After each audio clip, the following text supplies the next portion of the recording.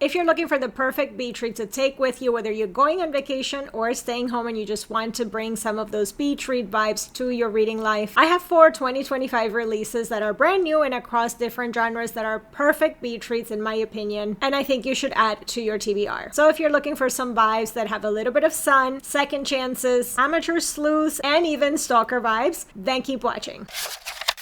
Welcome to Under the Covers. I'm Francesca, and today I'm sharing some of my favorite 2025 releases that I think are perfect beach reads to read right now. They're going to basically bring you into some armchair travel and just the right kind of vibes, I think, for the season. Now, I also want to preface this by saying that I personally think that a beach read could be anything because I think we all associate different things with things that we want to be reading or feeling in the vibes that we want for the summer. So I'm also really curious about what makes the perfect beach read for you. So leave that in the comments and let's have a little bit of a discussion of what everyone really loves to read this time of year. However, for me, there are a few things that are perfect for a beach read. Obviously, some armchair travel wherever there is some sun, beach, anything that really screams summer. Also some lighthearted themes, maybe romantic comedies, things where there's not a lot of crazy complicated things happening. Now, on the flip side of that, I also really love to read a good thriller. So popcorn thrillers for me are perfect this time of year. And if you're also feeling a bit more introspective, then a women's fiction novel can also be just right. Now, today I have 4 releases across some of these things, so to give you a variety, but I also talked about romances that are perfect beach reads that are available this year on Kindle Unlimited, so I'm gonna leave that video link down below if you want even more. But in the meantime, let's get into those recommendations. So the first one is I Can't Even by Jenn McKinlay. This is a women's fiction, but it does check as well the box for romance because there is a second chance romance in here as well.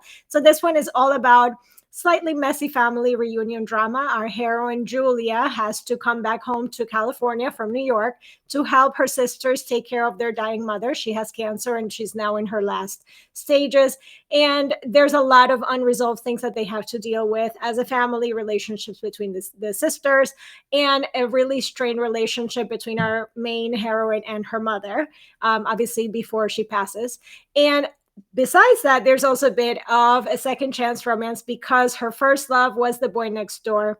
And he happens to be there again. So he's recently moved back in to his childhood home. And their windows used to face each other, basically. And they used to always have that connection through their windows. And that kind of restarts as she's here. And she was kind of trying to avoid the whole situation. Of course, their feelings rekindle, but there was a lot of animosity from how things ended. So this is definitely a really fun one. It is set in California. So there's a lot of beach and surfing and lots of water activities.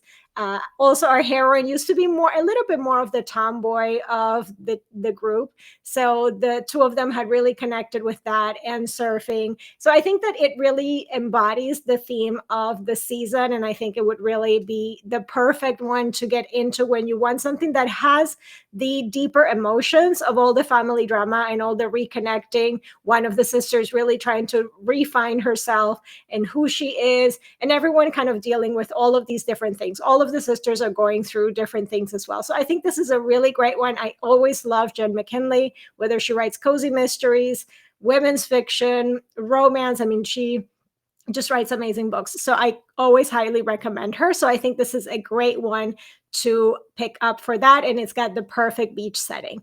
Now, the second book that I have is a romance. So this is more of the normal romance, and it's Ride the Wave by Katherine Reilly. So with this one, we have a sports romance in a sense. So the hero is a broody ex pro surfer, and he's been retired due to some scandal for some time, and he now has agreed to participate in a competition and kind of like get back into the sport. So because of all of that and all of the drama that happened from when he retired, there is our heroine. She's a sports journalist, and she is sent to do a whole article on him coming back into the sport.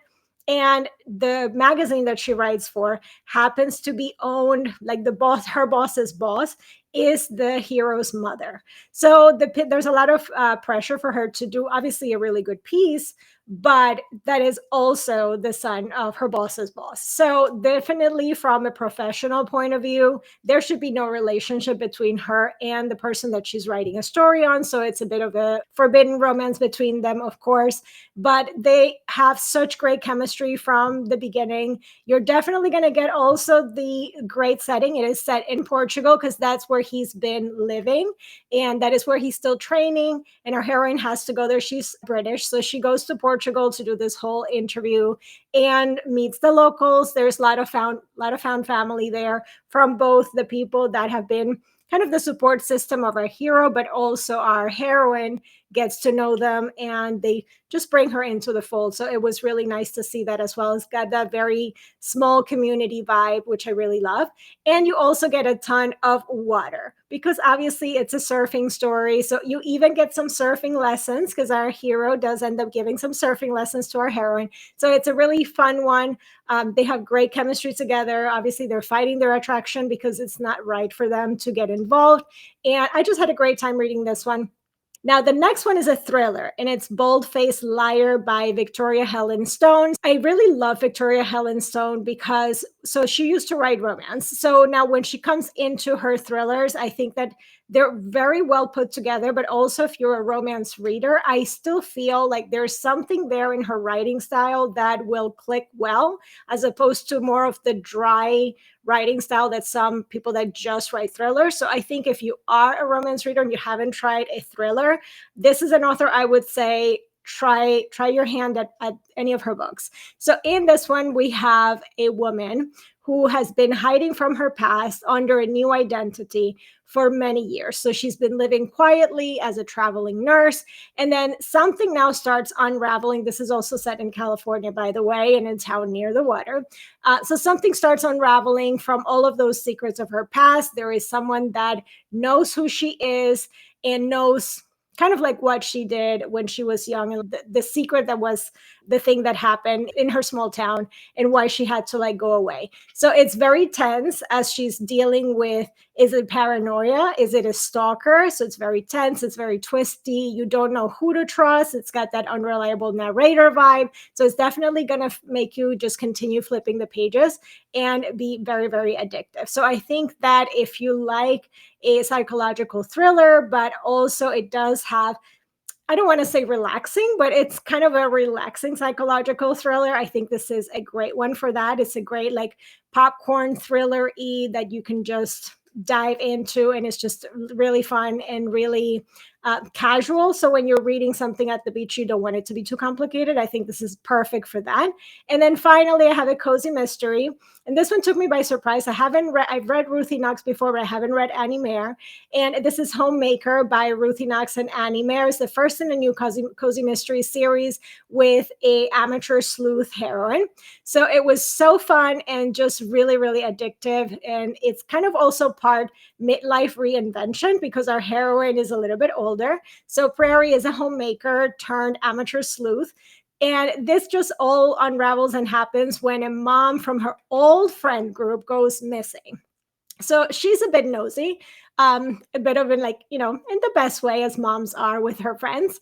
And she starts using her organized mom skills and basically run her own investigation because she knows a lot of these women and she knows a lot of those secrets of things that were happening. There's also a bit of an MLM angle involved. So if you like an MLM mystery, then you're getting that in here as well. And there is a love interest in the series. So the love interest here is an FBI agent. And so he comes in to investigate this thing and he keeps running into her because she's running her own investigation. So they keep running into each other and he's telling her, you got to stay away from here and you got to not get involved and all of this. So it was just a lot of fun. I really love our main character and I love the fact that it really brings that small town vibe, but it also brings you into this whole group of just messy relationships between adults. So all of these friends in the group are moms. And as you can imagine, a lot of them are going through their own issues. So you start to get to know all of the different people in the town. They're suspects, they're not. They're going through things. Everyone's hiding things and hiding their own little secrets, and their lives are not as perfect as they would like other people to think.